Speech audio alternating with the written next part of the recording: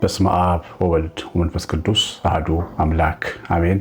የተወዳችሁ በጌታችን በኢየሱስ ክርስቶስ ሰማያዊ በሆነ ስፍራ መንፈሳዊ በሆነ በረከት የተባረካችሁ ደግ አምላክ ቅዱስ አምላክ ጻድቅ እውነተኛ አምላክ እግዚአብሔር የባረካችሁ በልጁ በጌታችን በኢየሱስ ክርስቶስ መገለጥ የወደደ ያከበረን ያከበራችሁ መንፈስ ቅዱስ አብ ወልድ ስመ ክርስትናን የሰጣችሁ የተወደዳችሁና የተባረካችሁ በእግዚአብሔር የተወደዳችሁ የእግዚአብሔር ልጆች ሁላችሁ እንደምንቆያችሁ ሁሉን የሚችል አምላክ ጌታ ኢየሱስ ክርስቶስ ከሰማይ አባቱ ከአብ ከሕያው መንፈሱ ጋር በአንድነት በሶስትነት የተወደደ የተመሰገነ ይሁን።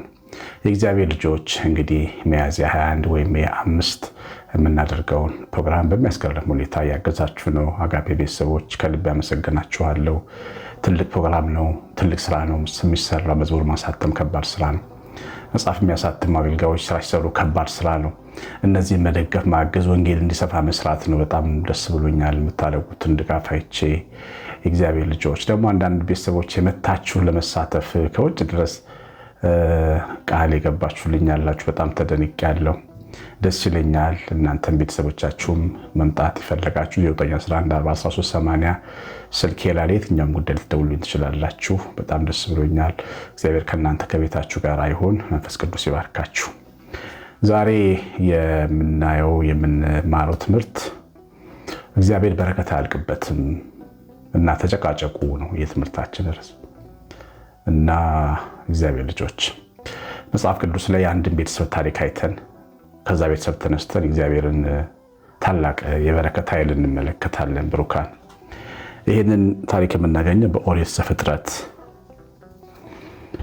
ምዕራፍ 27 ቁጥር 32 ጀምሮ ነው። ትንሽ ታሪኩ እንዲገባችሁ ያው ይስሐቅ የወለዳቸው መንታ ልጆች ነበሩ። ያው ትልቁ ኤሳው ትንሹ ያዕቆብ እና ወደ እግዚአብሔር ዝንባሌ ያለው ወደ መንፈሳዊ ነገር ዝንባሌ ያለው ታናሹ ነው። እንደገና አስቀድሞ በርብቃ በኩል እግዚአብሔር የተናገረው ታናሹ ታላቁን ይገዛዋል የሚል ትንቢት ነበረ። የእግዚአብሔር ምርጫ የያዕቆብን ልብና ዝንባሌ ስላየ ወደ ያዕቆብ ነበረ። ኤሳው አዳኝ ነው፣ በጉልበቱ በምኑ የሚተማመን ነው። ያው ዝም ብሎ ምንድነው ስማርት የሆነ ነው፣ ጎበዝ ነው። ቤተሰቡን በደንብ ማስደሰት ይችላል፣ እንዴት እንደሚኖር ያውቃል፣ ስራ ይችላል። በእንጀራ ብቻ የሚኖር ሰውን የሚመስል ነው። በቃ መማር መስራት ምናምን ብሎ የሚያስቡ ሰዎች አሉ። ሌላ መንፈሳዊ ነገር ግድ የሌላቸው ሰዎች እነሱን የሚመስል ነው። ያዕቆብ ግን እንደዛ አይደለም። ይሰራል። እሱም በራሱ የእናቱን ጓዳ ውስጥ ከእናቱ ጋር ስለሚውል ወጥ መስራት ይችላል። የራሱ ፕሮፌሽናል ነው፣ ሼፍ ነው ማለት ነው። በቃ ምግብ ሰሪ ነው፣ በጣም ጎበዝ ምግብ ሰሪ ነው እና ጠንካራ ወጣት ነው። እና ያው በረከት ግን ይፈልጋል። እግዚአብሔር እንዲባርከው ልቡ ውስጥ ከፍተኛ ፍላጎት አለ። እኔ እንጃ ልባችሁ ውስጥ የፍላጎት አለ? እግዚአብሔር እንዲባርካችሁ ትፈልጋላችሁ ወይስ ለእግዚአብሔር ይሉኝታ የያዛችሁ ሰዎች አለ? በጣም ብዙ ሰዎች ለእግዚአብሔር ይሉኝታ ይዟቸዋል። እግዚአብሔርን አስቸገርኩት እኮ ነው፣ እስከ መቼ ነው እኔን የሚሸከመኝ፣ እስከ መቼ ነው እኔን የሚችለኝ ምናምን የሚሉ ሰዎች አሉ። እግዚአብሔር እንዳስቸገሩ የሚሰማቸው ሰዎች አሉ። እና ከዚህ የተነሳ ጸሎታቸውም የተወሰነ ነው። መንፈሳችን፣ ልባችን፣ እምነታችን እስከ መቼ ነው ማሰለቸው ብለው የሚያስቡ አሉ። የጋለ ፍላጎት ደግሞ ያላቸው አሉ። ካልባረከኝ አለቀም የሚሉት እና የሚገርማችሁ እንደዚህ አይነት ጸሎት በጣም ኃይለኛ ጸሎት ነው። ባርከኝ ብሎ ሙጭጭ ማለት ከዚህ ቀደም ተናግሬ ያውቃለሁ። ይቅርባሉ ሌላ ነገር አድርጋችሁ እንዳታስቡት። ግን በአንድ ወቅት በጣም በቃ በረከት ፈለግኩኝ። በረከት በቃ ውስጤ መባረክ ፈለገ። ቤተክርስቲያን ሄድኩ፣ ቦሌ መድኃኔዓለም እና የገና ሰሞን ነው። ዝም ብዬ ግቢውን መቅደሱን እየዞርኩ ትልቅ ቤተክርስቲያን እየዞርኩኝ ባርከኝ በቃ ባርከኝ ብዬ ጸለይኩ። ይሄ ነበር ጸሎቴ፣ ሌላ ነገር አልነበር። ከዛ በቃ ቤቴ ሄጄ ተኛው እና የሚገርማችሁ ማታ በህልሜ ፊት ለፊቴን አሳየኝ እግዚአብሔር። አስደንጋጭን ነገር ለሰው የማይነገር ምንድነው መሰለኝ የገባችሁ? እግዚአብሔር ማለት በጣም ትልቅ አምላክ ነው፣ እጅግም ቅርብ አምላክ ነው። በይሉንታ የታሰሩ ሰዎች ግን አያገኙትም። አሁን እንዲህ አይነት አምላክ እንደሆነ ያዕቆብ ስለገባው ልቡ በእግዚአብሔር በረከት በጣም ፍላጎት በጣም የተሞላ ነበረ። እናቱም ይህን ታውቃለች፣ ታስተውላለች። ስለዚህም አባትየው ሊባርከው ትልቅ ወንድሙ እንደፈለገ ሰማች። ቶሎ ሄድና አደን አምጣልኝ ልመርቅ ነው ከመሞቴ ፊት ልመርቅ ሲለው ሰማች። ቶሎ ብለህ አንተ ገብታ አታለው ኤሳው ነኝ በል ተባረክ አለችው። ምግቡን ሰራችለት፣ አቀረበ። የሚጣፍጥ ምግብ አባትየው የሚወደውን ስለምታውቅ ታቀረበችለት፣ ተመገበ። ደስ አለው። በያዕቆብ ተታለለና በረከቱን ዘረገፈለት። አንተ የወንድም ገዥ ሆን ብሎ የበኩርና በረከት ባረከው ማለት ነው። እግዚአብሔር በይስሐቅ አፍ ያዕቆብን ባረከ። በኋላ እሱ ያዕቆብ ከወጣ በኋላ ትንሽ ቆይቶ ኤሳው መጣ ዘግይቶ። ከዛ ምግቡን ሰርቶ አስተካክሎ ገብቶ ባርከኝ አለው። አይ ያለው እዚህ ጋር አንብብላችሁ ከዛ በኋላ ያለውን ታሪክና ያደነውን አደን ወደ እኔ ያመጣ ማን ነው አለ። በመጀመሪያ ይስሐቅ ያዕቆብን ባርኮ ከፈጸመ በኋላ ወደ ዘፍጥረት ምዕራፍ 27 ቁጥር 30 ላይ ነው። ይስሐቅ ያዕቆብን ባርኮ ከፈጸመ በኋላ ያዕቆብ ከአባቱ ከይስሐቅ ፊት ከወጣ በኋላ ወዲያው በዛን ጊዜ ኤሳው ካደኑ ወጥቶ ገባ። እርሱም ደግሞ ጣፋጭ መብልን አዘጋጀ፣ ለአባቱም አገባ። አባቱንም አባቴ ይነሳ፣ ነፍስህ ተባርከኝ ዘንድ ከልጁ አደን ይብላ አለው። አባቱ ይስሐቅም አንተ ማን ነህ አለው። እርሱም እኔ የበኩር ልጅ ኤሳው ነኝ አለው። ይስሐቅም እጅግ ደነገጠ፣ እንዲህም አለ ያደነውን አደን ወደ እኔ ያመጣ ማን ነው? አንተ ሳትመጣ ከሁሉ በላው፣ ባረኩትም፣ እርሱም የተባረከ ሆኖ ይኖራል አለው።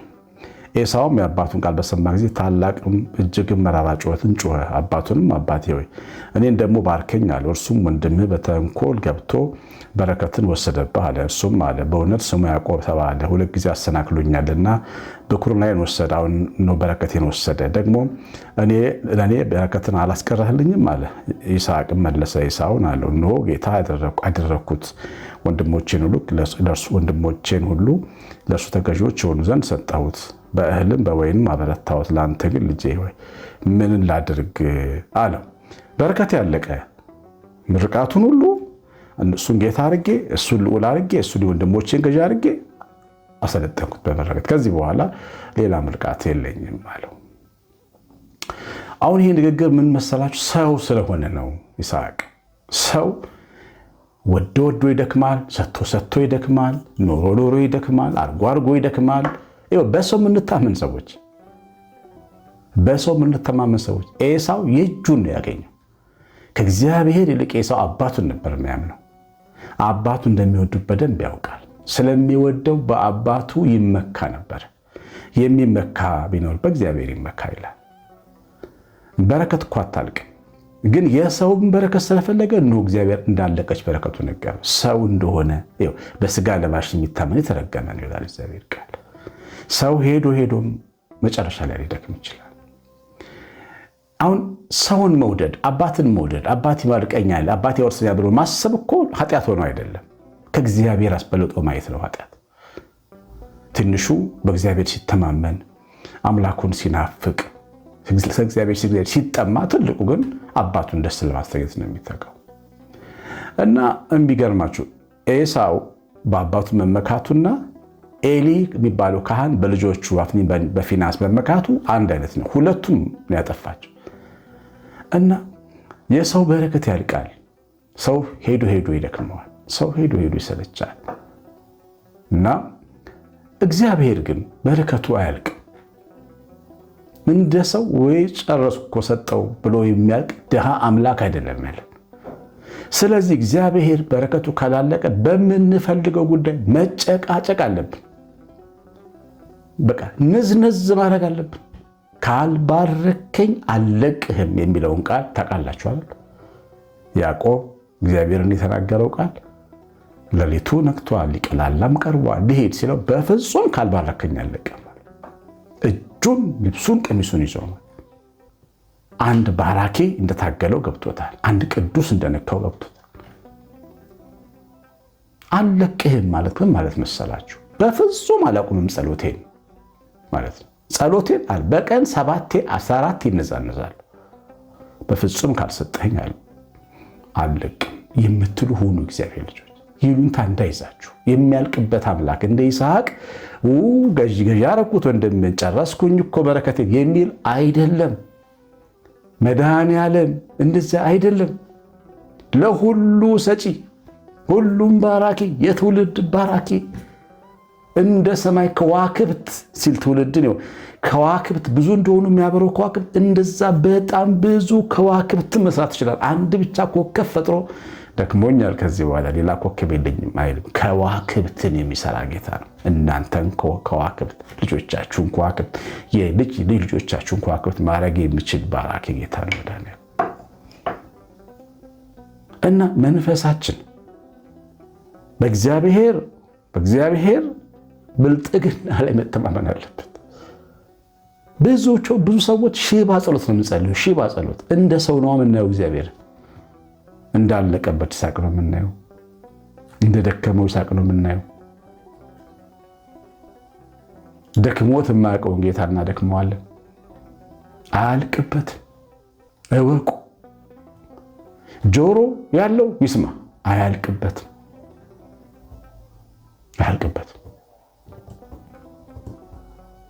አንድ ነገር እፈልግ ነበርና ልቤ ሁለት ሐሳብ ያስባል።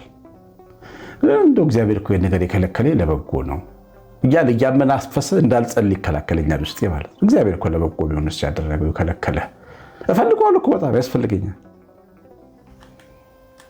አንደኛው ልቤ ደግሞ ጸልይ ይለኛል። አንደኛው ልቤ ውስጤ እንዴ እግዚአብሔር ለመልካም አደረገው ሁሉን እኮ አይሰጠንም እንዴ የለመነውን ሁሉ አይሰጠንም እያለ መንፈሳዊ አስመስሎ እንዳልጸልይ ይገፋኛል ውስጥ። ይህንን እግዚአብሔር ነው ማለት ያለበት። እኔ ለምንድን ነው እንደዛ የምለው? እግዚአብሔር ካለ አለ። ግን ለእግዚአብሔር አስተያየት የምንሰጣለት ሰዎች አለን። እንደውም ልባችን ውስጣችን አስተያየት ይሰጥለታል። እንደዚህ እኮ ያደረገው እንደዚህ አድርጎ ለበጎ እናደርግለታለን። እግዚአብሔር ያሳዝነናል።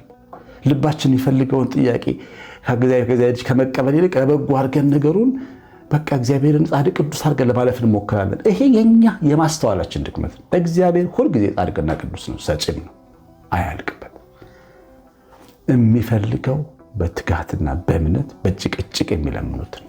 ስለዛች መበለት ሲናገር እግዚአብሔርን የማይፈራ ሰውን የማያፍር የሀገር ገዢ ጋር የሄደች ጠዋትና ማታ ንዝንዝ ታደርገዋለች። ፍረድልኝ ከባላ ጋር ያጋያል። ሰለቸው ስለ ንዝነዛዋ ልፍረድላት አለ ይላል። ክፉ ዳኛ እንኳን እንዲህ ይላል፣ ተነዛነዙ የእግዚአብሔር ልጆች፣ የምትፈልጉትን ጠይቁ። የምትፈልጉትን ያው መቼም ወንድ ሆነ ሴት አድርገኝ ብላ አትጸልይም። ሴት ሆነን ወንድ አድርገን ብላ በዚህ ልክ የማይሆን ነገር አንጸልይም። ግን እንደው እኛ ይገባናል ብለን የምናስበው ነገር ቢሆንልን ብለን የምናስበው መልካሙ ነገር በመልካም ስጦታ በእግዚአብሔር ፊት እንዲመጣልን መለመን ያስፈልጋል። ልመናችን ውስጥ ጥቅሙን ብቻ ሳይሆን ዋጋውን መለመን ያስፈልጋል። መንፈሳዊ ዋጋ ምንድን ነው? እኔ በግሌ እግዚአብሔር ሲሰጠኝ ከስጦታው ጋር ፍቅሩን እንዲጨምርልኝ ይፈልጋለሁ። ሰጠኝ እንድል፣ አኖረኝ እንድል፣ ይሄን እጅን እንድክደው፣ ዝናዬን እንድክደው፣ ህልውናዬን ክጄ እግዚአብሔር አኖረኝ ብዬ እንዳስብ እፈልጋለሁ። ቅድስና ብለብስ ቀድሰኝ ብዬ እንዳምን እፈልጋለሁ። እኔ እንዲህ ነኝ እንድል አልፈልግም። እንድታበይ አልፈልግም። ይሄ እኔ ነው። ሁላችንም መንፈሳዊ ዋጋ ያለው ስጦታ ግን እንዲሰጠን ይስጠን። ምንፈልገውን በረከት ይስጠን። ግን መንፈሳዊ ነገር ጨምሮ ደግሞ እንዲሰጠን መለመን ያስፈልጋል። ግን ይሰጣል እግዚአብሔር። አይደክመውም፣ አይሰለቸውም። እግዚአብሔር ይስሐቅን አይደለም፣ አያልቅበትም። ለአንዱ ሰጥቶ አንዱን አያስለቅስም። አንዱን ባርኮ አንዱን እየየ አያሰኝም፣ አያረግም። እግዚአብሔር ይህን የሚያደርግ ሰው ልጅ እና የእግዚአብሔር ልጆች በጸሎታችሁ ውስጥ ድርቅ ማለት ተለማመዱ። እግዚአብሔር ካልሰጠ አለቀህ ማለት፣ ካላረክ አለቀህ ማለት።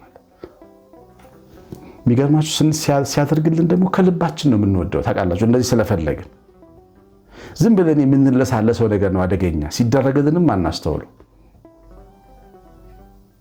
በጸሎታችሁ በምንፈልገው ጉዳይ ላይ ንዝንዝ አድርገን እግዚአብሔር መለመን ይችላል። የሚሰጥና የሚሰማ አምላክ አለ። ክብር ምስጋና ይገባዋል። የሰማኑን በልቦናችን ጻፍ። እግዚአብሔር ቸርነት የእናታችን ቤታችን ረድኤት በረከት የምላት ጥበቃ አብሮን ይሁን። ጉባኤ ላይ መታደም የምትፈልጉ ሰዎች፣ ልታገዙ የምትፈልጉ ሰዎች ስልኬን ያስቀምጫለሁ፣ ደውሉልኝ። እግዚአብሔር ከእናንተ ከቤታችሁ ጋር ይሁን። ትምህርቱ ላይ ኮሜንት ላይ ካድርጉ። እግዚአብሔር ከእናንተ ጋር ይሁን። ቀሲስ አሸናፊ ገብረማርያም ነኝ። ሰላም